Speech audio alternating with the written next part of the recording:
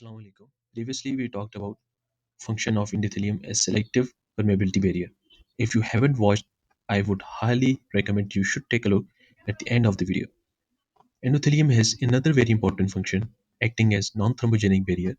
It releases certain antiplateletic and antithrombotic molecules like thrombodulin and prostacyclins, which functions as inhibiting clot formation.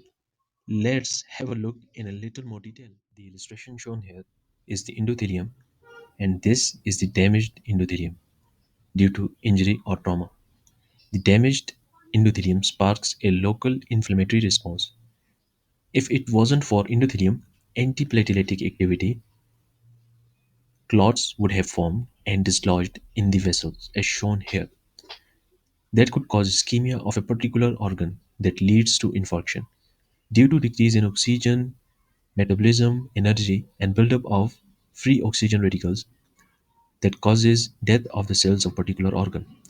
In conclusion, decreased blood flow causes lack of oxygen supply, decrease in metabolism and energy, and buildup of free oxygen radical that causes death of the tissue cells. Most common organs that are affected by embolization and clot formation are heart, brain, and lower limbs, while other organs are also affected, but these are the most common.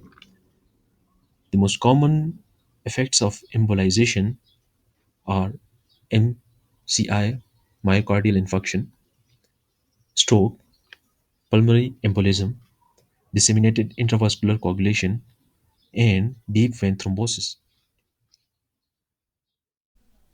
See you in the next video. Until then, Allah Hafiz.